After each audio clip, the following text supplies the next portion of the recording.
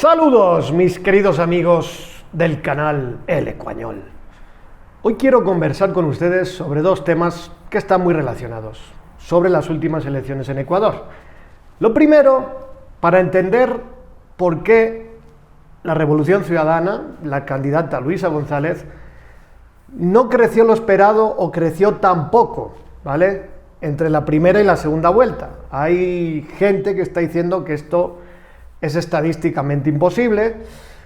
Yo no quiero entrar en los temas de si hubo fraude, no hubo fraude. Esto hay que hablarlo con pruebas, amigos. No me compete a mí, yo no tengo pruebas. Pero voy a tratar de explicarles por qué, ¿de acuerdo? Si los resultados que nos ha mostrado el CNE fueran los correctos y los definitivos, ¿cómo se podría explicar esto? ¿Cómo podríamos entender desde la lógica del comportamiento electoral por qué Luisa no creció lo esperado en esta segunda vuelta? Y vamos a hablar también sobre por qué fallaron las encuestas, ¿no? Porque uno de los temas que más polémica ha causado en estas elecciones y donde más se está hablando, ¿no?, de un posible fraude y todo esto, es por la diferencia que ha habido entre los pronósticos electorales y los resultados finales.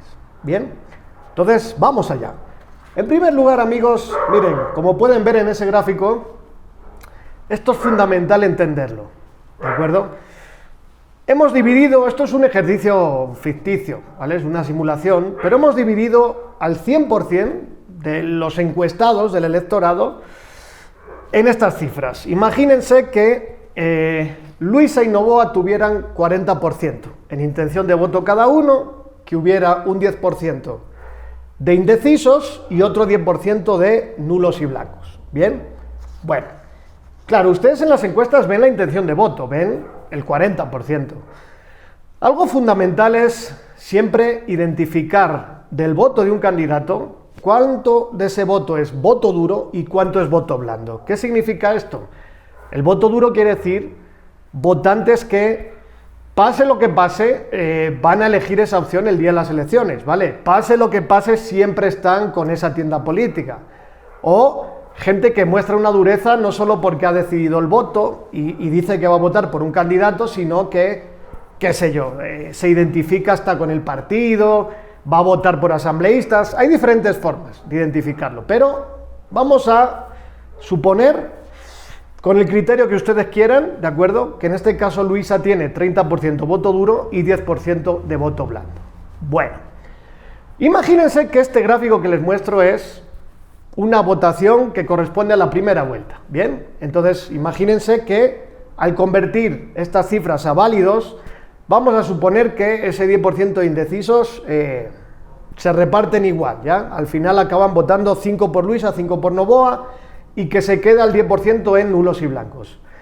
Entonces, el resultado final en votos totales sería 45-45, ¿sí? Y en votos válidos, pues sería, quitando los nulos y blancos, sería un poco más cada uno, pero finalmente serían iguales, estarían empatados. A ver, a lo que voy.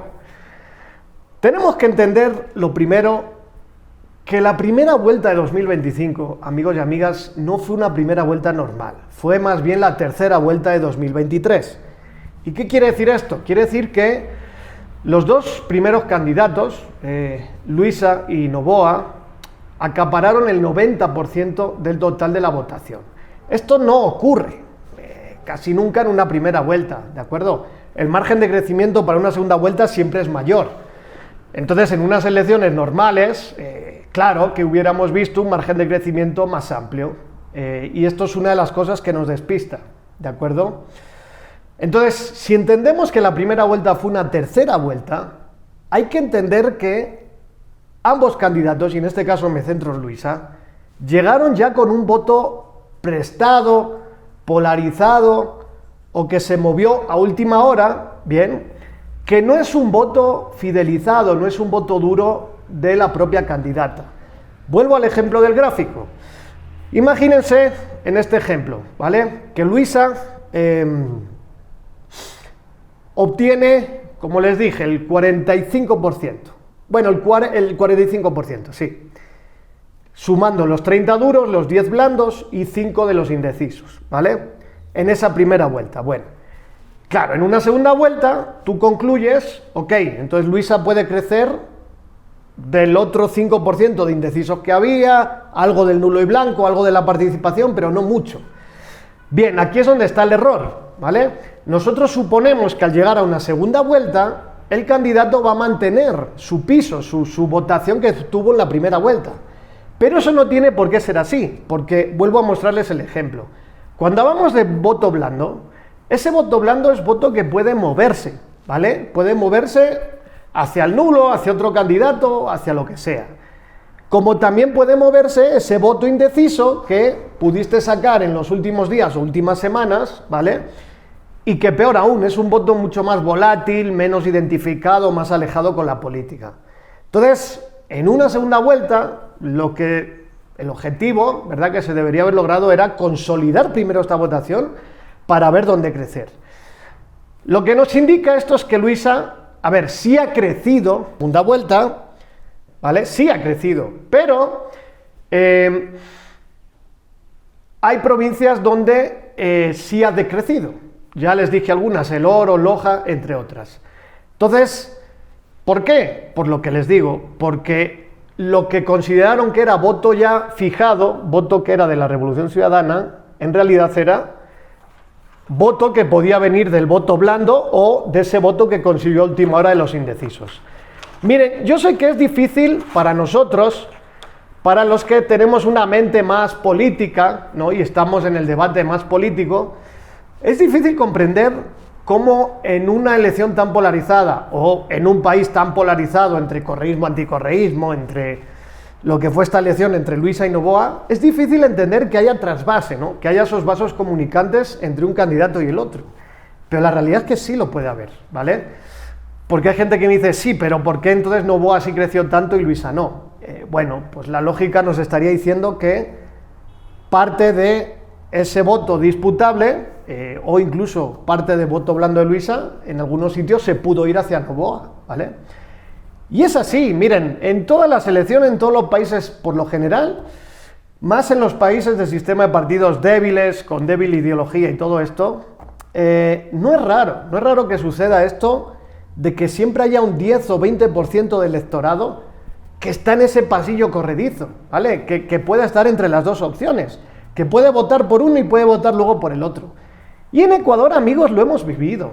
Les pongo un ejemplo muy claro, ¿no? Cuando había este desdoblamiento en elecciones locales y nacionales, gente que votaba por Correa y votaba por Nebot al mismo tiempo, cuando eran dos líderes en teoría contradictores, ¿no?, opuestos. Pero, amigos, los motivos del voto son variados y van mucho más allá de lo ideológico y de lo racional, ¿de acuerdo? Entonces, esta es la primera parte. La segunda parte que les quería conversar era sobre el tema de las encuestas, ¿no? ¿Qué pasó con las encuestas? Bueno, a ver, aquí hay varios temas que mencionar. El primero, ¿por qué fallan las encuestas? Bueno, la primera respuesta es porque a veces eligen encuestas malas, ¿vale? Es decir, en Ecuador el problema que tenemos es que no hay un filtro para el análisis, para ejercer opinión pública a la hora de seleccionar encuestas y que éstas puedan discutirse en la opinión pública. En teoría el Código de la Democracia tiene ahí un reglamento para que se registren y bla, bla, bla, pero eso es más un trámite burocrático que un filtro técnico, ¿vale? Entonces lo primero es, claro, ¿por qué fallan las encuestas? Porque estamos considerando encuestas muy malas, ¿vale? Segundo factor, ¿por qué fallan las encuestas? Porque recuerden que en este país está prohibida la publicación de encuestas ya la última semana, los últimos 10 días. Entonces hay encuestas que tú te quedaste con la foto 10 días antes, en un país en el que, como les he dicho, en la última semana, en los últimos días, hay un trasvase, hay un pasillo corredizo, hay un voto volátil que te puede marcar una elección, que puede ir por un sitio, puede ir por otro, ¿vale? Por otro lado, ¿por qué fallan las encuestas? Bueno, porque las encuestas, amigos y amigas, son operaciones estadísticas que están sujetas a un ineludible error. Error muestral más errores en la recolección de los datos. Es decir, recuerden siempre que una encuesta no es el oráculo, no es una cifra exacta de ni siquiera de lo que está pensando la población. Siempre hay un margen de error. y a veces no interpretamos estos márgenes de error. ¿Qué se suele hacer a nivel profesional para tratar de hacer predicciones más acertadas? Bueno, hay modelos agregados de encuestas. Lo que hacen algunos analistas es seleccionan las encuestas más serias según la historia, según la técnica, etcétera, y lo que hacen es una especie de promedio ponderado, como les pongo aquí en este gráfico, ¿no? Como pueden ver, ahí ven varios puntos, ¿no? Por cada candidato, pues cada uno de esos puntos es una encuesta, ¿sí? Es una encuesta diferente que han tenido en cuenta y la han metido en este modelo agregado de encuestas y han sacado una especie de promedio ponderado de todas las encuestas, teniendo en cuenta el acierto y otra serie de factores para darle más peso a una frente a las otras, ¿vale? Es un ejercicio que trata de minimizar los errores de cada encuesta, ¿vale? Metiéndolo todo en un agregado. ¿Qué pasó en Ecuador? En concreto, lo que han dicho varias encuestadoras, hasta donde yo sé van 2 o 3 que lo dicen, se defienden diciendo que cometieron el error de ponderar según el voto de la primera vuelta. ¿Qué significa esto? Bueno, vamos otra vez al gráfico anterior. Imagínense que este gráfico ahora es la intención de voto, es la última encuesta de la segunda vuelta, ¿vale? Que nos está diciendo, en intención de voto, sumen duros y blandos de cada uno, que Luisa tiene el 40%, Noboa tiene el 40%, hay un 10% nulos y blancos y un 10% indecisos, ¿vale?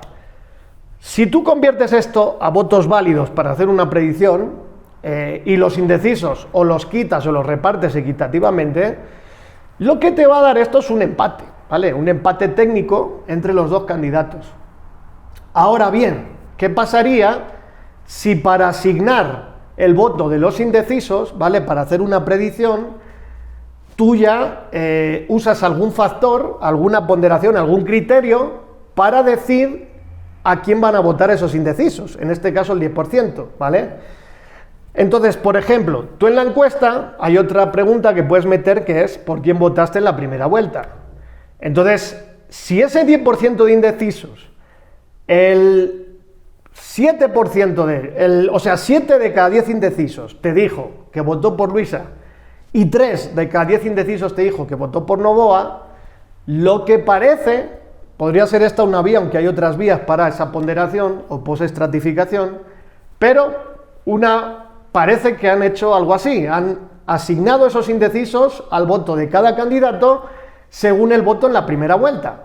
Entonces, siguiendo este ejercicio, si tú haces eso, lo que vas a tener es que el resultado de Luisa en votos válidos sería mucho mayor que el de Noboa, porque ese 10% de indecisos ya no lo distribuyes equitativamente, sino que le das más a uno que al otro, ¿vale? Bueno, lo que nos dicen en las encuestadoras entonces es que cuando hicieron la pregunta, ¿vale? En intención de voto normal, ¿vale? En bruto, ¿por quién va a votar usted? Lo que dicen las encuestadoras, o 2 de ellas al menos, Comunicaliza, Telcodata y alguna más, es que en bruto los resultados eran parecidos al día de la elección, es decir, daban una ventaja en bruto más o menos de 10 puntos por Daniel Noboa, ¿vale?